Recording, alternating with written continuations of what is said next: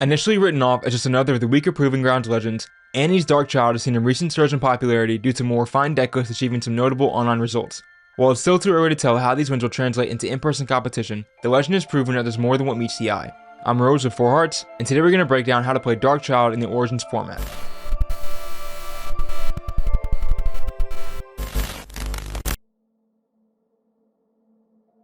Dark Child is a Fury and Chaos legend with an ability that allows its player to ready up to 2 runes at the end of their turn. This domain combination provides access to a plethora of damaging and removal spells that make for an aggressive onslaught that's difficult to set up against. The core philosophy is to keep battlefields uncontested with cheap spells so they can be conquered with cheap units. Ideally, you're able to keep the board in an undeveloped state for as long as possible to prevent your opponent from ramping above your cheaper units. This legend loves to play fast but in a controlled manner in order to stay a step ahead of opponents during every stage of the game. We'll be taking a look at the general strategies for both Annie Stubborn and Annie Fiery for this breakdown, so you can get a feel for how each likes to build around the Dark Child legend. For Annie Stubborn, we'll be going off of the aggro Vi Destructive build, and for Annie Fiery, we'll be looking into a fast control build based around Misfortune Buccaneer.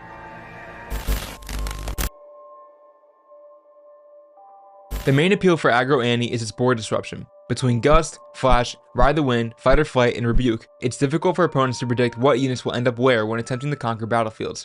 This combination of repositioning tools and Dark Child's ability gives Annie so many opportunities to disrupt or clear board states in advantageous ways. The most impactful aspect of this deck is its high burst potential.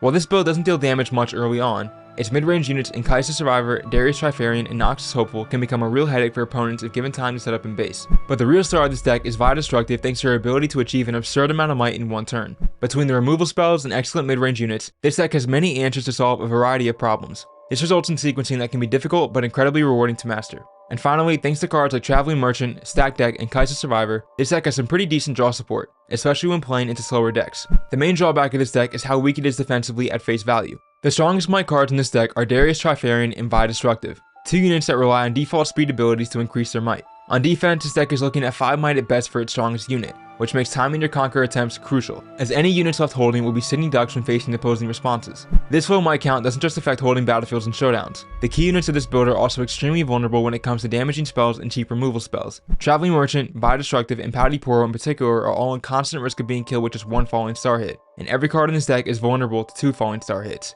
In addition to unit vulnerability, this deck can run into resource management issues pretty quickly if spells are used too hastily. While all the cards in this deck are relatively cheap, if you play units at the wrong time or overplay spells, you're going to have a hard time utilizing your mid-range units. And finally, the combination of all these cons results in a deck that can be rather difficult to pilot. While the goal of this deck always remains pretty clear, the pathway to victory can vary pretty heavily between different matchups, so don't expect to achieve consistent results after just a few games. Annie Fiery specializes in an aggressive control style of play that really takes advantage of Fury's damaging spells and Chaos's removal spells. With cards like Gust, Incinerate, Falling Star, Fight or Flight, and Rebuke at your disposal, this deck can keep pretty much any unit off of battlefields for a couple of turns. This makes it really easy for you to conquer battlefields very quickly for relatively cheap with units like Misfortune Buccaneer, Sneaky Deckhand, and Kai'Sa Survivor. These fast conquers give you way more access to your opponent's battlefield selections than they do, since you'll be getting to them first while constantly pushing them away. Generally speaking, this build is just incredibly difficult for most decks to interact with, as it's hard for units to stick to the board for more than a couple of turns. The biggest concern for this deck is its heavy reliance on spells being effective in removing units. If your spells fall short of killing or removing enemy units, you lose a lot of tempo and likely be outscaled in the late game. This build creates an immense amount of early and mid game pressure, but as soon as that pressure is broken and this deck is forced to play into a setup board state, it becomes very difficult to re-establish control. With its strongest unit being an 8-cost Tibbers that only has 7 might, this deck doesn't have a lot of might from individual units to fight back with. This weakness emphasizes a need to know when you can hold and when you need to regroup in base a little more than in some other decks. Ultimately, this deck can struggle to close out games if it wasn't able to shut down opponents early. Games need to feel one-sided, as even board states are far from preferable. The early game for Annie Stubborn starts with taking control of a battlefield with either Traveling Merchant or Patty Poro. It's very important that you retain control of at least one battlefield, as Traveling Merchant needs the freedom to move in order to start stacking cards in the trash for Vi Destructive in the late game. Utilizing Stack Deck is a great way to set up better sequencing on subsequent plays, give yourself potential outs for difficult showdowns, or look for key cards that are needed with some urgency. And of course, you'll always want some 2-drop spells in hand to make use of Dark Child's ability and keep your opponent a step behind you. Moving into the mid game, you'll want to transition into a bit of a stronger board state centered around Kai'Sa Survivor and Darius Trifarian. Both of these cards are incredibly useful for accelerating your lead or bringing the game back to an even state if you've fallen behind. The best way to make use of these mid-range units is to wipe your opponent's board state with removal spells and reclaim battlefields against weakened holds. Removing enemy units to retain a point advantage is crucial, as this deck isn't as good at holding battlefields as it is at preventing showdowns entirely. The final task of the mid-game is to continue developing your trash to prime Destructive for a big push in the late game. The first task of the late game is to only hold if absolutely necessary, or if it's blatantly obvious your opponent has nothing to stop you. This deck's preferred method of closing games is to take both battlefields in the same turn, so if you're on 6 points, you should probably clear both battlefields to ensure that route. Next, you'll look to play Anti-Stubborn to recover any key spell you might be missing. In most circumstances, this will likely be Ride the Wind to set up your final play, but if you already have one in hand, it could be something like Fight or Flight to remove any problematic units before you go in. Generally, you're looking to create a board state where you can win the game through a 2-battlefield conquer as easily as possible with as little resistance as possible. And finally, you'll look to play Destructive and use her ability with Ride the Wind to close out the game. With the whole deck focused on battlefield control, Anti-Fiery is looking to conquer both battlefields as quickly as possible. This can be achieved with any combination of Mystic Poro, Pouty Poro, Sneaky Deckhand, and Misfortune Buccaneer. Playing cheap removal spells like Gust, Incinerate, and Fight or Flight will be crucial to keep both battlefields uncontested so you can get to them without any hiccups. Playing Noxious Hopeful in base or to a battlefield you're confident you can hold with his reinforcement can help to push your tempo. 2 energy for 4 might is incredibly annoying for opponents to deal with when they're already behind in the early game. And finally, setting up a seal is a good idea if it's not going to negatively impact your potential plays on your following turn. Moving into the mid game, it's crucial that you keep playing spells to keep your opponent's board state as undeveloped as possible. If you have to give up a battlefield to target your opponent's more problematic cards, that's fine, as long as you prevent your opponent from ever truly outscaling you.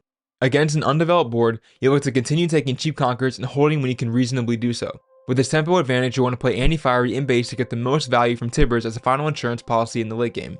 And you can set up another seal here, again only if it won't negatively impact your plays on the following turn. When trying to close the game, it's important to keep a couple of units in base for a final 2-battlefield push, or hold 1 battlefield against decks that are too slow to contest it. If you have a sizable point lead, then winning through holding can become more feasible than it might seem. Whether you're looking to conquer or hold, playing Fight or Flight to drive out problematic mighty units will often be the difference maker for whether or not you win games.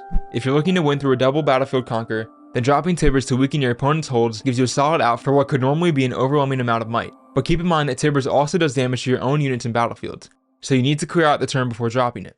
And finally, playing any extra spells you have runes for, either before or during the final showdown, can help you secure wins in combination with Tibbers.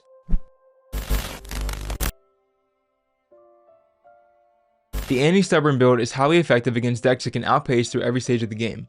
Decks that have a hard time fighting through Darkchild's removal spells, defending against Fury's mid-range units, or defending against Destructive in the late game are relatively simple matchups. On the other hand, decks that can take positive power trades, set up consistently with mid-range units, and keep their units safe are much more difficult to break through. The best matchups for Anti-Stubborn are Swift Scout, Relentless Storm, Herald of the Arcane, and Nine-Tailed Fox. Some neutral matchups are Wuju Bladesman, Loose Cannon, Bounty Hunter, and Radiant Dawn. And the worst matchups are Blind Monk, Hand of Noxus, The Boss, and Daughter of the Void. The Anti-Fiery matchups are almost completely dependent upon speed. Decks that can outpace and decks that rely on holding battlefields have a really hard time playing into this build, as they rarely find opportunities to work into a defensive position. Whereas decks that can match this build speed, remove its units with their own spells, and or push through with an accelerated offense are really difficult to defend against. The best matchups for Anti-Fiery are Swift Scout, Radiant Dawn, Nine-Tailed Fox, and Wuju Bladesman. Some neutral matchups are Relentless Storm, Bounty Hunter, Herald of the Arcane, and Blind Monk. And the worst matchups are Hand of Noxus, Loose Cannon, The Boss, and Daughter of the Void.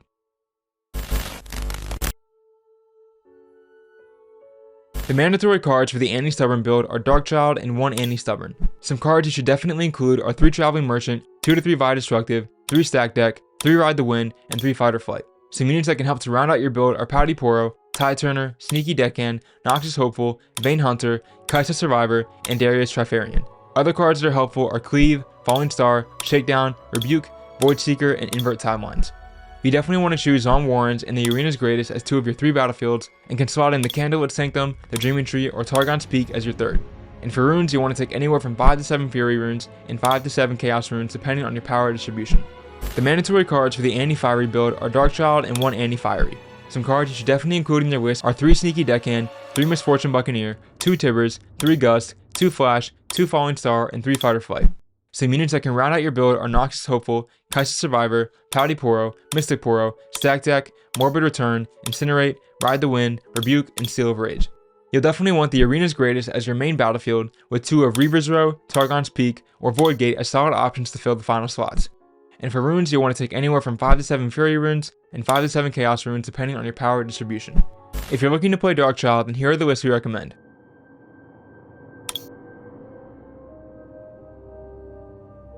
That wraps up our Darkchild Legend breakdown. If you found this video helpful, feel free to like and subscribe. Good luck in your games, and thanks for watching.